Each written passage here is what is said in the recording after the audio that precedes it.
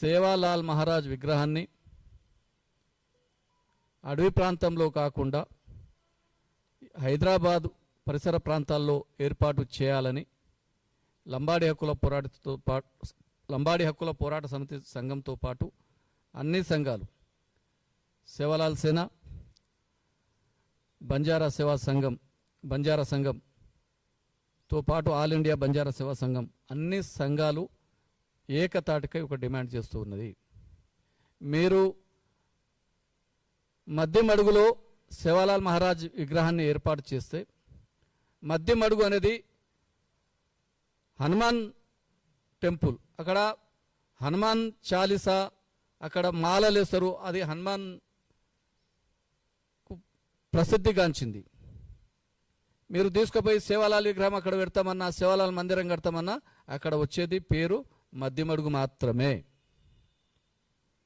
కాబట్టి మేము రాష్ట్ర ప్రభుత్వానికి డిమాండ్ చేస్తున్నాం, హైదరాబాద్ చుట్టుపక్కల ప్రాంతంలో గతంలో మహారాష్ట్ర ప్రభుత్వం పురియాదేవి యావత్మాల్ డిస్టిక్లో 1000 కోట్ల రూపాయలతోని అక్కడ సేవాలాల్ మహారాజ్ విగ్రహ మందిరాన్ని, అదేవిధంగా మెరమాదేవి మందిరాన్ని, అదేవిధంగా రామరావు మహారాజ్ మందిరానితో పాటు పర్యాటక క్షేత్రంగా నంగారా భవన్ను నిర్మించి బంజారాల సంస్కృతి, సాంప్రదాయాలు, వాళ్ళ వేషాధరణ,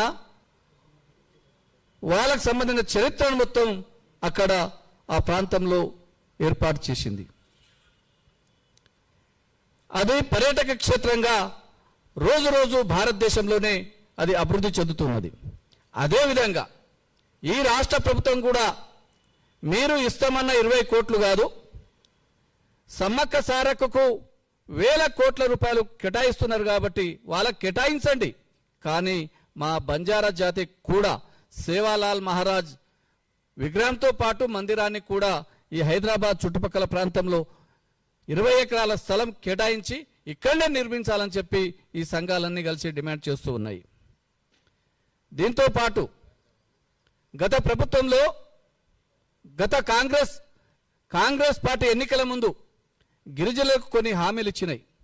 చేవెళ్ళ SC/ST డిక్లరేషన్ను ప్రకటించి ఉన్నది.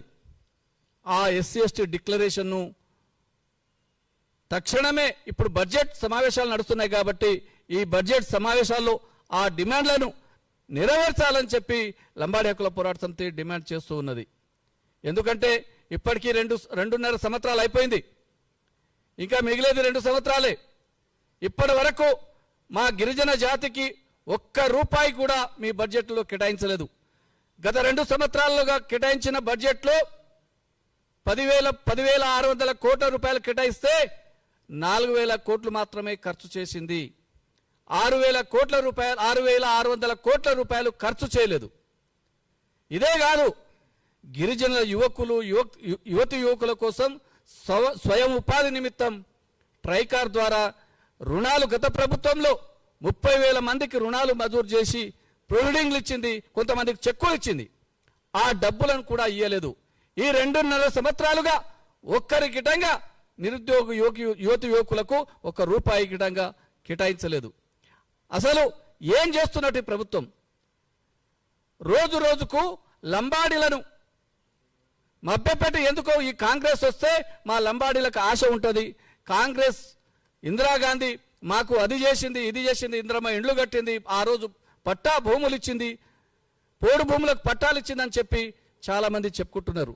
కానీ ఇలా ఇందిరమ్మ రాజ్యంలో లంబాడీల బ్రతుకు అధోగతి పాలవుతున్నది. లంబాడీల భూములను మొత్తం ఈరోజు కాంగ్రెస్ ప్రభుత్వం కబ్జా చేస్తూ ఉన్నది. కాంగ్రెస్ ప్రభుత్వంలోని రెడ్లు మొత్తం ఈరోజు లంబాడి భూములను ఆక్రమించుకుంటూ ఉన్నారు, గొంజుకుంటూ ఉన్నారు. వాళ్ళ వ్యాపారాల కోసం రాష్ట్ర ముఖ్యమంత్రి వాళ్ళ వర్గాలకు లంబాడి భూములను ఇలా కేటాయించి ఈరోజు రియల్ ఎస్టేట్ వ్యాపారాలుగా చేస్తూ ఉన్నారు. తక్షణమే జాగ్రత్త, రాష్ట్ర ముఖ్యమంత్రికి తక్షణమే జాగ్రత్త, మా భూములకు జోలికి రావద్దని చెప్పి డిమాండ్ చేస్తూ ఉన్నాం. అదే కాదు, మీరు ఏదైతే ఈ ఎన్నికల హామీ కోసమే నీకు సర్పంచ్ ఓట్లు కావాలి కాబట్టి ఆ రోజు ఏదో సేవాలాల్ మహారాజ్ విగ్రహం పెడతానని ప్రకటించావు, కానీ ఆడ కాదు మమ్మలను మళ్ళా తీసుకుపోయి అడవిలో కాదు మమ్మల్ని నెట్టాల్సింది, మాకు హైదరాబాద్ చుట్టుపక్కల ప్రాంతం, మేము అడవి నుండి హైదరాబాద్కు వస్తున్నాం, మాకు హైదరాబాద్ చుట్టుపక్కల ప్రాంతంలో ఒక 20 ఎకరాలు కేటాయించలేదా? మీ కులాలకు, మీ వర్గాలకు ఒక్కొక్క కులానికి 10 ఎకరాల భూములు కేటాయించారు, భవనాలు నిర్మించుకున్నారు. కానీ మా లంబాడి ఈ రాష్ట్రంలో దాదాపుగా 40,000 లంబాడీలు, 40 లక్షల మంది లంబాడీలో ఉన్నాం. మా జాతి వర్గానికి మీరు ఒక 20 ఎకరాల స్థలం కేటాయించలేరా అని చెప్పి మేము రాష్ట్ర ప్రభుత్వాన్ని డిమాండ్ చేస్తున్నాం. ఈ డిమాండ్ పైన అన్ని సంఘాలతో కలిసి ముందుకెళ్తామని తెలియజేస్తూ నాకు ఈ అవకాశం ఇచ్చిన మిత్రులకు ధన్యవాదాలు చేస్తూ ఇప్పుడు హుసేన్ నాయక్ గారు